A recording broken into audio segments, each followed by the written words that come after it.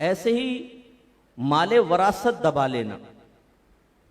मैं आपसे पहले भी एक दफा गुजारिश कर चुका हूं, गालिबन जितने सरपरस्त तशरीफ फरमा हैं जिनका कुछ माल है और आज अगर वो फौत हो जाएं तो वो तकसीम होगा, तो खुदारा आप फतवा लें अपनी मौजूदा सूरत हाल पर, किसी मुस्तनद अहले सुन्नत के इदारे से फतवा लीजिए कि भाई अगर आज मैं इंतकाल कर जाता हूं तो ये मेरे रिश्तेदार हैं, किसको कितना मिलेगा।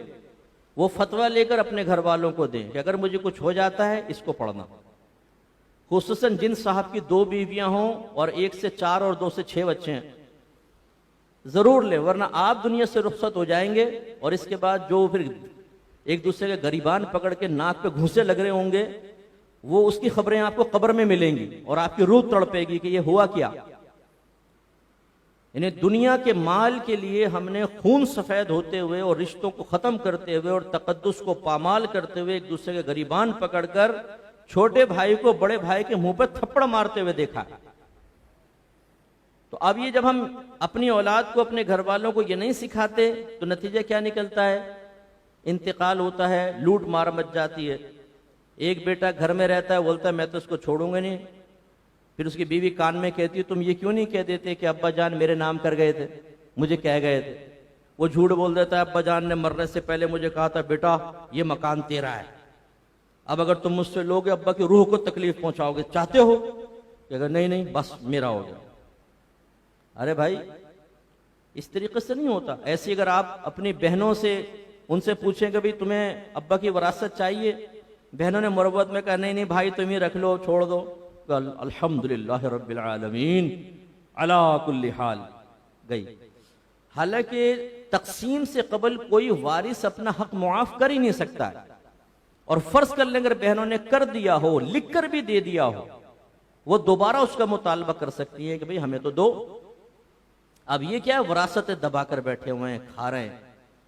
इसी तरह फ्रॉड करके लोगों के माल खाना, बहुत सी कंपनीज चल रही हैं, अब मैं नाम नहीं लेता हूं, चलें कोई मतलब इसको बैड फील करे, हमसे पूछते हैं साहब फुलां कंपनी चल रही है, अब वो नाम तो डबल शाह नहीं रखा हुआ लेकिन वो डबल शाह कंपनियां हैं, ऐसे ऐसे सुनहरी ख्वाब दिखाएंगे आपको, यूं इतने इन्वेस्ट करोगे इतना मिल जाएगा, इतना इन्वेस्ट करोगे इतना मिल जाएगा, और फिर जब ये इन्वेस्ट करेंगे बोलते प्रॉफिट बढ़ाना है तो 12 मेंबर बनाओ, ये उसमें लग गए जी मेंबर बनाने के अंदर, खूब पैसा इन्होंने भी थोड़ा बहुत कमाया, फिर आगे वाले इस तरह जब अच्छा खासा जमा हुआ उन्होंने कहा अच्छा जी अब तो इंशाल्लाह मैदान माशर में मुलाकात होगी, खुदा हाफिज गायब, ये आपस में लड़ रहे हैं।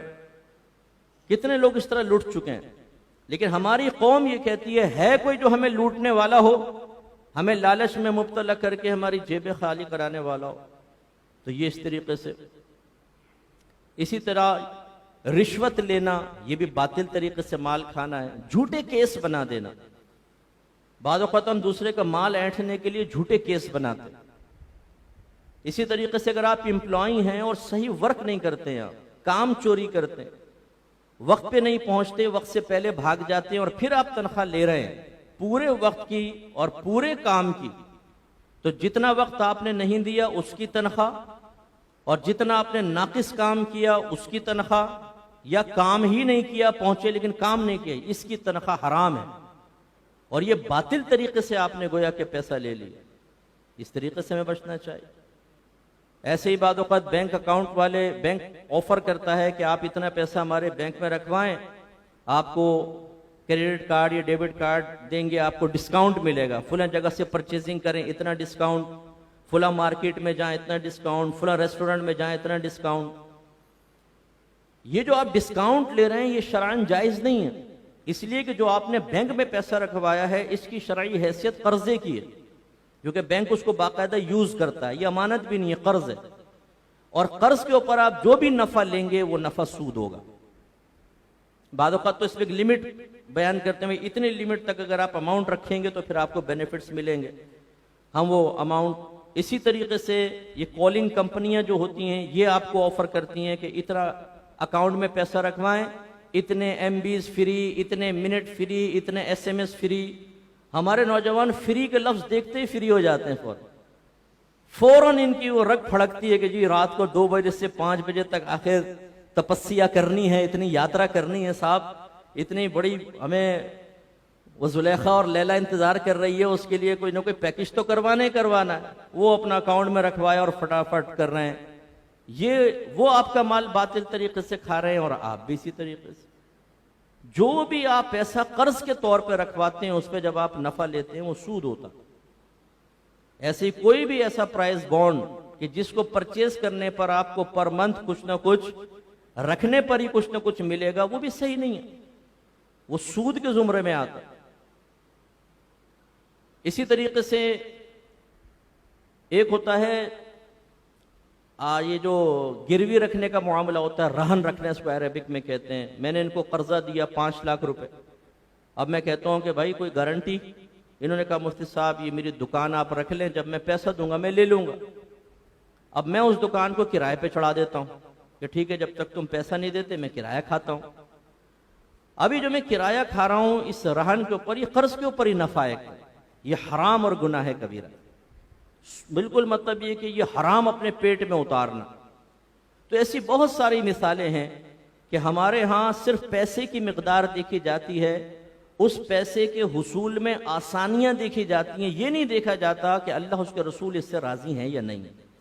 इसलिए मैं आप सबसे गुजारिश करता हूं कि आप दुकान को रेंट पर दें, मकान को रेंट पर दें, या आप पैसा इन्वेस्ट कर रहे हैं कि उधर भी पैसा इधर भी पैसा, इसको शिरकत कहते हैं।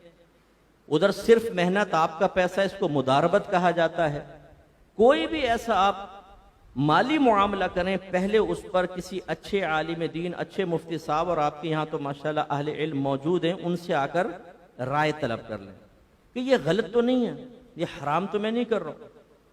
कितनी बहनें ऐसी हैं कि जो एक अरसे दराज तक इन्वेस्टमेंट कर चुकी हैं और फिर उनको कोई प्रोग्राम देखा, किसी ने कुछ समझाया तो फिर वो हमें कॉल करते हैं, मुफ्ती साहब मैंने इसी शर्त के साथ इन्वेस्ट किया था, 14 साल हो गए, अब आप बताइएगा ये मैं सही कर रही हूं कि नहीं। तो हम कहते हैं 14 साल के बाद भी बहन ने फकीर को याद कर लिया, उसकी बड़ी मेहरबानी। और वो 14 साल देखते हैं तो वो गुनाह होता है, हराम, सूद खा रही हैं 14 साल तक। बस क्या है, पैसे की मिकदार, घर बैठे पैसा आ रहा हो, ये गलत चीज होती है। हमेशा याद रखिएगा कि ये हराम पैसा आपके पास कभी मुस्तकिल नहीं रहेगा, बेबरकती पैदा होगी, बीमारियां, आफात, लुट जाएंगे, चोरी हो जाएगी, औलाद के पेट में पहुंचेगा, औलाद नाफरमान बनेगी। बहुत सौ की औलाद जो गंदी हरकतों में मुलव्वस हो जाती है, खराब काम करती है, उसकी एक वजह यह होती है कि बाप अपनी औलाद के पेट में जो उतार रहा होता है वो गलत किस्म का उतार रहा होता है। और उस पर अलमिया ये कि फिर हमारा दावा ये होता है कि हम तो भाई रिज़्क़ हलाल खिला रहे हैं अपने बच्चों को। एक दवा एक साहब को कहा कि जिधर से कुरान में तशरीफ लाएं, कहने लगे मुफ्ती साहब टाइम ही नहीं होता, बीवी बच्चों के लिए रिज़्क़ हलाल कमाना भी तो इबादत है। तो मैंने कहा कमाना भी इबादत है या कमाना ही इबादत है, इसकी वजाहत करें जरा। फिर मैंने दायरा दब में रह के पूछा, अच्छा बताएं रिज़्क़ हलाल किसे कहते हैं, रिज़्क़ हराम की तारीफ क्या है। तो थोड़ी देर सोचते रहे, उन्होंने अपनी बातनी डिक्शनरी में तलाश करने की कोशिश की लेकिन जवाब ना आया। तो उन्होंने कहा जी अच्छा आप बताएं। मैंने कहा कमा आप रहे हैं, बताऊं मैं। बस यही एहसास शऊर बेदार करना मकसूद है कि पैसे की मिकदार को मत देखिए। अपने करीबी वो दोस्त जो अरसे दराज से हराम खा रहे हैं उनके समझाने की तरफ ना जाएं कि वो आपको कहे मौलवियों से नहीं मालूम करना, ये तो मरवाएंगे, बैठ मैं समझाता हूं। अपने भाई को देख, मुंह देख भाई का, हराम खा खा के कैसा हो गया, कोई फर्क पड़ा? तू भी हराम खा, कोई बात नहीं, नहुसत मुंह पर आएगी, क्या हुआ, खाओ हराम। हम कहते हैं यार बात सही है, बड़ा हमदर्द आदमी है, चाय भी पिलाते हैं, खाना भी खिलाते हैं। फिर वो समझाता है कि अल्लाह उसके रसूल के कानून की पामाली कैसे करनी है, अल्लाह उसके रसूल की हुदूद को फलांगना कैसे है, अपने आप को बुरी मौत पर पेश कैसे करना है, अज़ाबात कब्र को दावत कैसे देनी है, मैदान माशर की जिल्लत और रुसवाई हासिल करने का तरीका क्या है, जहन्नम का रास्ता तय करना और अपने लिए जन्नत के रास्ते बंद करने का तरीका क्या, मैं समझाता हूं। और अलमिया यह है कि आखिर में ये नहीं कि हम कहें निकल बाहर निकल, हम कहते हैं यार तो बहुत अच्छा दोस्त, बहुत शुक्रिया यार, बहुत शुक्रिया। फिर जाके घर में ज़ौजा को बताते हैं आज तो बड़ा बेहतरीन एक आइडिया हासिल हो गया, वो मिस्टर हरामखोर आया था, उसने बताया था, माजरत ये लफ्ज इस्तेमाल करो, नाराज मत होइएगा। बीवी कहती हाय कुर्बान जाऊं भाई के, इतना अच्छा दोस्त, बस तुम कर लो। और अगर आप कहें कि नहीं मुझे थोड़ा शुबा हो रहा है, अरे भाड़ में गया शुबा, कब तक तुम्हारा साथ देती रहूं मैं? ना घर में खाने को है ना मेरे पहनने को, तो पुराना जोड़ा 4 साल से पहन रही, नजर नहीं आ रहा? आप कहते हैं नहीं बात तो ठीक है, बस खामोश, जो मैंने कह दिया करो करो करो करो। चले जी, कुछ अरसे में बीवी के जेवर, उसके चेहरे पे फैली हुई मुस्कुराहटें, बच्चे कार का दरवाजा खोल के बैठ रहे हैं, ड्राइवर आपका आगे का दरवाजा खोल रहा है, बिठा रहा है, मोहल्ले वाले हैरत से देख रहे हैं, औरतें काबिल रश निगाहों से देख रही हैं, महफिल के अंदर मरकजी जगह आपको हासिल हो गई जी, पैसे की वजह से नाम हो गया। लेकिन मैदान महशर में जब आदमी पकड़ा जाएगा तो फिर उसको नदामत होगी बहुत ज्यादा। यही लोग होंगे इनके सामने पकड़ा जाएगा। इसलिए मेरे प्यारे भाइयों, कोशिश करें कि हराम तरीके से किसी का माल हासिल ना करें।